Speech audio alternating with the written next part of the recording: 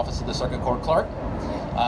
As you've heard from many of the speakers today, what actually brought us here, and I want to touch on the same things that they've talked about in some respects, was that this was established by Dwight D. Eisenhower back in 1958 as a day dedicated to principles of government under law. It's held annually on May 1st every year, and it's set aside to celebrate the rule of law. So not only does how the law works and rule of law, but contributing to our freedom, and it's our vehicle to recognize the role of the courts in our democracy. This is a much needed vehicle in this day and age because of the decline of civic education in our core curriculums in school. So it's a wonderful opportunity to get out and talk to the public about the courts, the court system, democracy in general. Specifically, I'd like to talk about the judiciary, the role of the clerks, the role of the courts, and I'd like to point out a little bit, as quoting from the National Conference of State Legislators, the NCSL, that the separation of powers was originally coined by the political philosopher Montesquieu in his publication of Spirit of Laws. It influenced the drafters of not only the Declaration of Independence and our United States Constitution, but Thomas Jefferson also influenced the drafting of Kentucky's Constitution as well. It refers to the division of government responsibilities into distinct branches and to limit any one branch from exercising the core functions of another. The intent is to prevent the concentration of power and provide checks and balances. So these are some political science lessons that I think that are very important. And with the three branches of government being the legislative, executive, and judicial branch,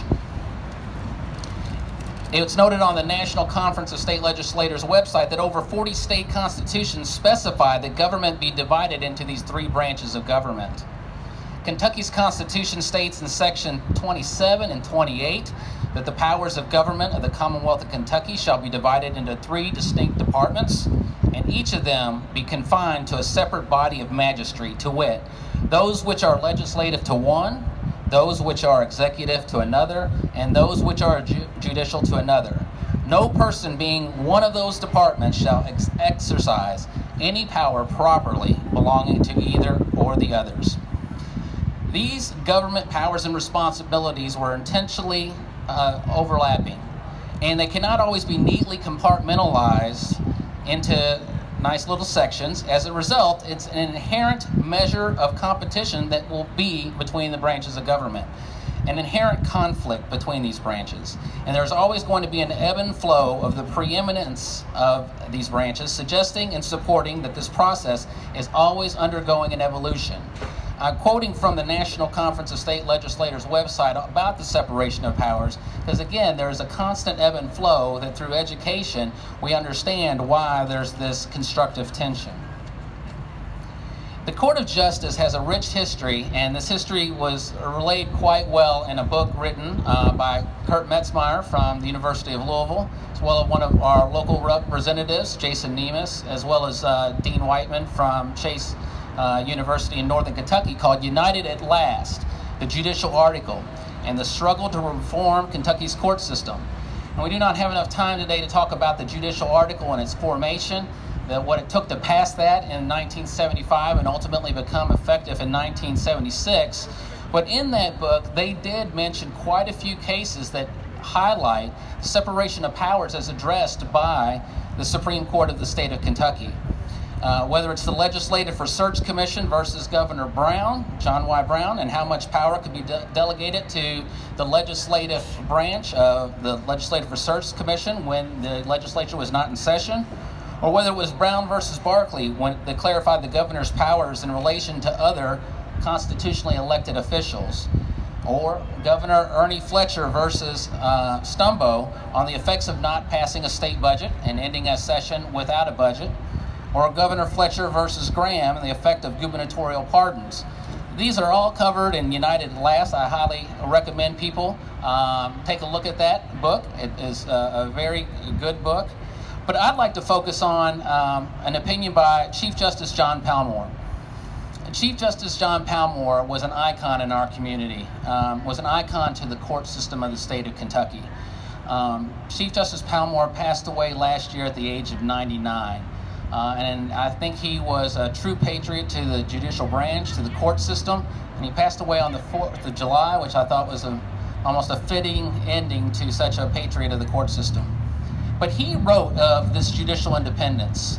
He wrote of separation of powers shortly after the judicial article was passed, and it became effective in 1976. And in 1978, he rendered an opinion that's kind of near and dear to the hearts of circuit court clerks around the state called Ex parte Farley.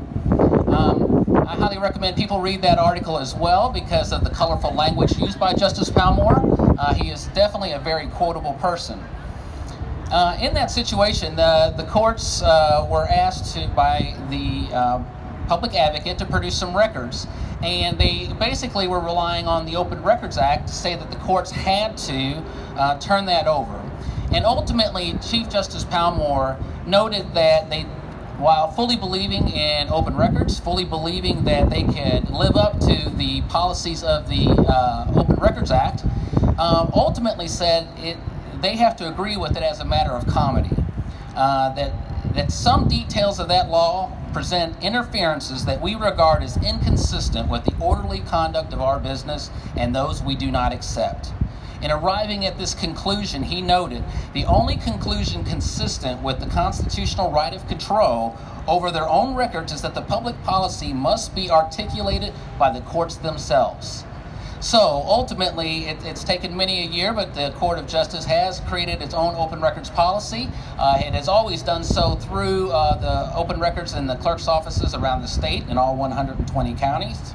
But Justice Palmore was a giant on whose shoulders we stand today, and we were sorry about his passage at the age of 99 last year. You know, as part of the independent judiciary that was created by the Judicial article in 1976, there are 120 elected circuit court clerks around the state. And on behalf of the Jefferson County Office of the Circuit Court Clerk and elected Circuit Court Clerk David Nicholson, he was elected in 2006, has served 2 terms, and is currently running unopposed for his 3rd term. We have over 324 deputy clerks in our office and handled over $33 million of revenue in calendar year 2017. Our core business is court records and being the keeper of those records, allowing public access, as well as issuing driver's license. I wanted to harken back to something that Attorney General Andy Beshear was talking about, a constitutional oath and the swearing of duels. All circuit court clerks and all their deputy clerks take this constitutional oath. And so we regularly have a dialogue about not dueling and how it's an important part of our Constitution, it's an important part of our history, and it's something that I think provides a good history lesson for us all.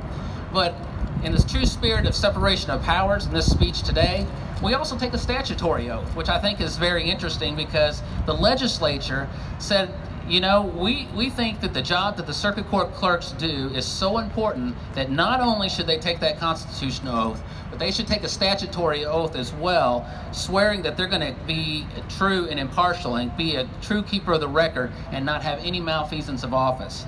Obviously, that's something that we agree with, and I don't think it truly creates a constitutional crisis. So we absolutely give that to every one of our deputy clerks as well to live up to our roles and our profession.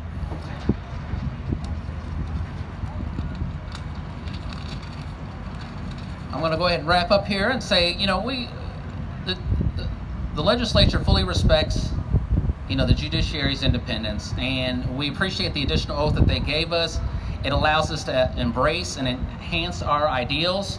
We've created mission, visions, and values built around these oaths that we have taken, and it's always our goal to efficiently and accurately process the records of the court, you know, so that due process is ensured for everybody, that they may have their day in court, that they can exercise the constructive tension that is needed to make our judicial system and our nation ultimately stronger.